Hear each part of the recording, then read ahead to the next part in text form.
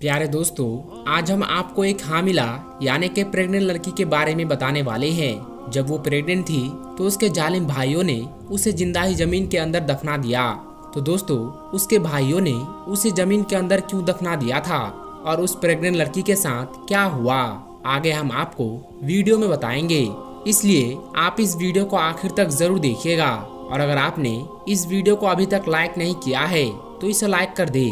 और अगर आप चैनल पर नए आए हैं तो चैनल को सब्सक्राइब कर ले। तो चलिए वीडियो शुरू करते हैं। दोस्तों, इस वाक्य में बताए गए कुछ नाम बदले हुए हो सकते हैं। ये वाक्या नासिर नाम का एक शख्स बयान करता है। नासिर कहता है कि आज से 4 साल पहले की बात है। मेरा ताल्लुक एक ऐसे गिरोह से था जो चोरी किया करता था। चोरी करने के बाद हम अलग अलग होकर कहीं छुप जाते ताकि पुलिस हमें पकड़ ना सके। एक मर्तबा रात में किसी बैंक को लूटने के बाद मैं और मेरे साथी फरार हो गए। मेरे साथी तो फरार हो चुके थे, लेकिन मैं पुलिस की नज़रों में आ चुका था और पुलिस मेरे पीछे पड़ गई। मैं तेजी से भागता रहा, अलग अलग रास्ते बदलता रहा और आखिरकार पुलिस की नज़रों से छुपने में कामयाब हो गया। फिर मैं एक बस में बैठ गया और कहीं दूर जाकर उतर गया। जहां मैं उतरा था, मुझे उस जगह के बारे में कुछ भी पता नहीं था। मुझे तो बस एक ही फिक्र थी कि कहीं पुलिस मुझे पकड़ ना ले। मैं जिस जगह उतरा था वो बिल्कुल सुनसान इलाका था।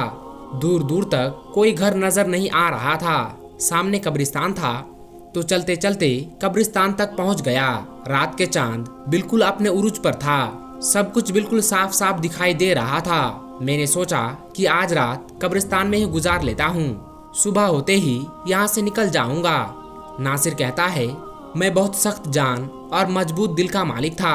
कभी भी मेरी ऐसी हालत नहीं हुई थी जैसी मेरी हालत उस रात थी।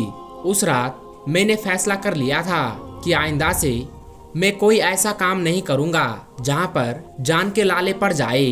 मैं बुरा नहीं था, बस बुरे दोस्तों में फंस गया था। मैं कब्रिस्तान में एक कब्र के सामने लेट गया।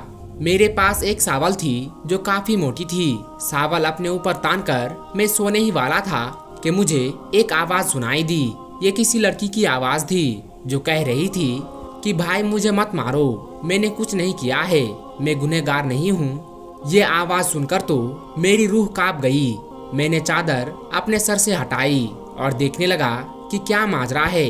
जब मैंने देखा तो मेरे सामने तकरीबन 4-5 लड़के थे जो एक लड़की को घसीटते हुए कब्रिस्तान ला रहे थे। उनमें से एक लड़का बोला, तुझे जरा सी भी शर्म नहीं आई हम भाइयों की इज्जत खाक में मिलाते हुए?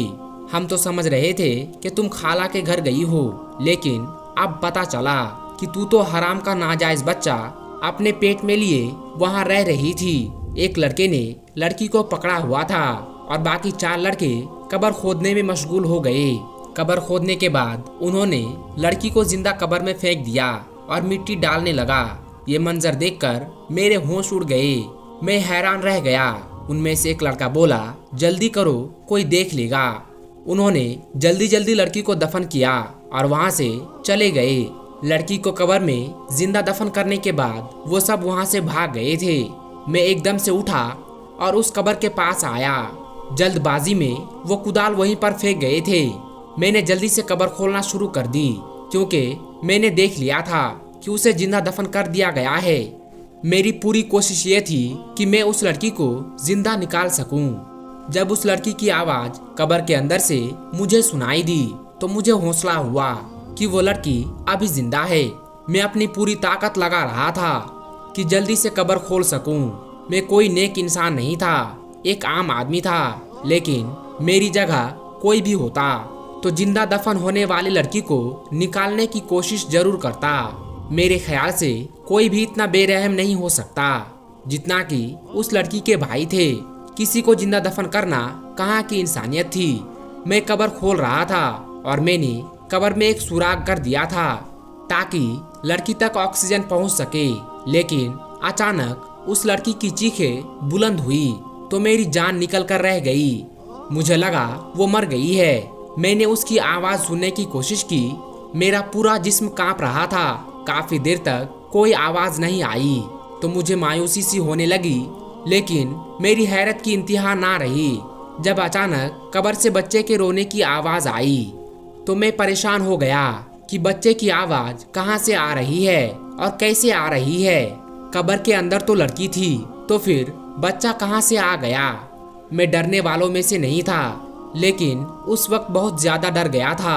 अब मुझे लड़की के कहराने की आवाज भी सुनाई देने लगी। लड़की जिंदा थी। मैं खौफज़दा बहुत था, लेकिन जो भी था मुझे कब्र खोलनी थी और उस लड़की को बाहर निकालना था। मैंने एक बार फिर से अपने अंदर हिम्मत जमा की, लेकिन जैसे ही कब्र मुकम्मल तौर पर खुली तो मुझे ऐसा लगा जैसे मेरे पैरों तले से जमीन सरक गई हो, क्योंकि कब्र में एक पैदा हुआ बच्चा पड़ा था और वो लड़की निठाल थी और कब्र में पड़ी थी। मुझे समझने में एक लम्हा भी नहीं लगा कि वो लड़की हमल से थी और उसने कब्र में बच्चे को जन्म दे दिया था। मैंने हिम्मत करके उस लड़की को और उस बच्चे को कब्र से निकाला। मेरी जो शॉल थी मैंने उस लड़की के जिस्म पर ढांप दी। लड़की की हालत बहुत खराब थी और वो तकलीफ में थी और वो बच्चा मुसलसल रोए जा रहा था। मेरी समझ में नहीं आ रहा था कि मैं क्या करूं। क्या अचानक हाईवे पर मुझे गाड़ी आती हुई दिखाई दी। मैं उस बच्चे और माँ को छोड़कर जल्दी से हाईवे की तरफ दौड़ा। मैंने गाड़ी को रोकने का इशारा किया। पता नहीं कैसे इतनी रात में वो लोग रुक गए, लेकिन वो डरे हुए थे। मैंने उनसे कहा कि मेरी बीवी और मैं कब्रिस्तान से गुजर रहे थे कि अचानक कब्रिस्तान में ही मेरी बीवी को दर्द शुरू हो गया और उसकी डिलीवरी हो गई। मैंने उनसे मदद करने के लिए कहा। तस्दीक करने के लिए वो आए तो लड़की और उस बच्चे को देखकर सारा मामला समझ गए और उन्हें मेरी बात पर यकीन हो गया। उनमें से एक शख्स ने कहा कि इन तीनों को मदद की जरूरत है। वाकई में ये लोग मुसीबत में हैं। ऑटो वाले ने हमारी मदद की और उस लड़की और बच्चे को अस्पताल ले गए। बैंक से मैंने जो चोरी की थी उसका हिस्सा अपने साथियों से मांगा तो उन्होंने मेरा हिस्सा मुझे दे दिया। मैं लड़की को उस जगह ले गया जहां मैं खुफिया तौर पर रह रहा था। जब उस लड़की की हालत संभल गई तो मैंने उससे सारा मामला पूछा तो उसने अपनी कहानी बताना शुरू किया और बताया कि मेरा नाम आशिफा है। मैं एक नेक लड़की थी। एक दिन अचानक कॉलेज से वापस आते हुए एक लड़का मेरे पीछे लग गया। उसने मुझे एक खत दिया जिसमें लिखा था कि वो मुझसे मोहब्बत करता है। उसका नंबर भी नीचे लिखा हुआ था। पहले तो मैंने उसे इनकार कर दिया, लेकिन पता नहीं क्यों शैतान ने मुझे शायद बरगला दिया था और ये कमजोर लम्हे की जद में आकर मैंने उसके मोबाइल में कॉल की और यूं हमारा राब्ता हो गया। फिर बात मुलाकातों तक पहुंच गई। मेरे 4 भाई थे। जब मेरे भाई काम से बाहर जाते तो मैं उसे घर बुला लिया करती थी। घर पर कोई काम नहीं होता था। शैतान के बहकावे में आकर हमने वो गुनाह भी कर दिया जो हमें नहीं करना चाहिए था और अब उसकी सजा मैं भुगत रही हूँ। जब उस लड़के का नाजायज मेरे पेट में पलने लगा तो मैंने इस बात का जिक्र अपनी खाला से किया। मेरी खाला ने मुझे बहुत बातें सुनाई, लेकिन उन्हें अपनी इज्जत बचानी थी, इसलिए वो मुझे डॉक्टर के पास ले गई। लेकिन पानी सर से ऊपर जा चुका था। डॉक्टर ने कहा अब हमल जाया नहीं हो सकता, वरना लड़की की मौत हो जाएगी। मैंने उस लड़के से राब्ता किया और कहा कि अपना रिश्ता मेरे घर भेज दो। तो आगे से उस लड़के ने कहा कि ये बच्चा ना जाने किसका है और तुम मुझ पर इल्जाम लगा रही हो और वो मुझ जैसी बदकिरदार लड़की से शादी नहीं करेगा। अब मामला संगीन हो चुका था। मेरी खाला ने कहा अगर तुम्हारे भाइयों को इस बात का पता चल गया तो तुम जान से जाओगी। खाला ने मेरे भाइयों को मेरी बीमारी की झूठी कहानी सुनाई और कहा कि वो मुझे अपने साथ ले जा रही है। मेरे भाइयों ने कहा यह हमारा खाना वगैरह बनाती है, हम कैसे इसके बिना गुजारा करेंगे। हम दिन में काम को जाते हैं, पीछे से यह घर को संभालती है। खाला ने कहा यह बीमार है, तुम लोग शादी कर लो, काम वाली ही तो चाहिए। ना जाने मेरी खाला ने मेरे भाइयों को कैसे राजी किया और मुझे अपने घर ले गई। खाला के घर में उसकी बेटी और बेटा रहते थे। मुझे सारी कहानी मजबूरन सुनानी पड़ी। मैंने हमल के 2 महीने वहां गुजारे, लेकिन जब मेरी डिलीवरी का वक्त आया तो उस दिन ना जाने कैसे मेरे भाइयों को सब पता चल गया। सारी खबर लग गई और वो खाला के घर पहुंच गए। वो मुझे घसीटते हुए घर वापस ले आए और वहां से कब्रिस्तान ले आए और मुझे जिंदा कब्र के अंदर दफन कर दिया। अब मुझे कब्र के अंदर दफन कर दिया और मेरा दम घुटने लगा तो मैं चिल्लाने लगी और मैं अल्लाह पाक से मदद मांग रही थी। मैं तकलीफ में रो रही थी। एक तरफ तो मेरा दम घुट रहा था और दूसरी तरफ मुझे हमल का दर्द शुरू हो गया। मैंने सच्चे दिल से तौबा कर ली और कभी कोई गुनाह ना करने का इरादा किया और अल्लाह पाक से दुआ मांगी कि ये रब, मैंने रोजे रखे, नमाज पढ़ी, तहज्जुद पढ़ी, पर फिर मैं गुमराह हो गई। ये मेरे रब, मुझे आखिरी मौका दे दे, मुझे इस कब्र से निकाल दे। मैं सारी जिंदगी कोई गुनाह नहीं करूंगी। अगर मेरी कोई नेकी तुझे पसंद आई हो तो उसके बदले में मुझे आज यहाँ से निकाल दे। मैं उस वक्त जानती थी कि आधी रात को कब्रिस्तान में कोई मुझे बचाने नहीं आएगा, लेकिन उस वक्त अल्लाह पाक को मैंने दिल से पुकारा। मेरा यकीन कामिल था। उन लोगों ने कब्र में ज्यादा मिट्टी नहीं डाली थी, जिसके बाद तुम आ गए। तुमने पहली कोशिश में ही मेरे लिए हवा का रास्ता खोल दिया। एक पल के लिए मुझे लगा कि मेरा भाई वापस आ गया है मुझे निकालने के लिए, क्योंकि उसके सिवा कब्रिस्तान में कोई मौजूद नहीं था। लेकिन फिर मेरे दिमाग ने काम करना छोड़ दिया, क्योंकि बच्चे की पैदाइश का वक्त आ गया था। कितनी अजीब बात है। मैं ये सोचकर हैरान हूँ कि मेरा बच्चा कैसा बच्चा है जिसने अपनी पहली सांस कब्र के अंदर ले ली। लोग दुनिया में आते हैं और अपनी आखिरी सांसों को पूरा करने के बाद कब्र में जाते हैं, लेकिन इस बच्चे की शुरुआत अनोखी थी, जिसने जिंदगी की पहली सांस कब्र के अंदर ली। मैं अल्लाह पाक से वादा किया कि मैं अब कोई गुनाह नहीं करूंगी और मैं अपने तमाम गुनाहों की माफ़ी मांगती हूँ।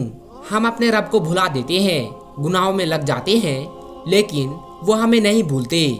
मैं तहज्जुद गुजार लड़की थी, इबादत भी किया करती थी, लेकिन मैं बहक गई थी और मेरे रब को भूल बैठी थी। लेकिन देखो तो सही, अल्लाह पाक ने किस तरह से मेरी मदद की और आज मैं सोच रही हूँ कि कैसे मैंने इतने मेहरबान रब की नाफरमानी की, वो भी उस शख्स के खातिर जो बदकार इल्जाम लगाकर मुझे बीच राह में छोड़कर चला गया।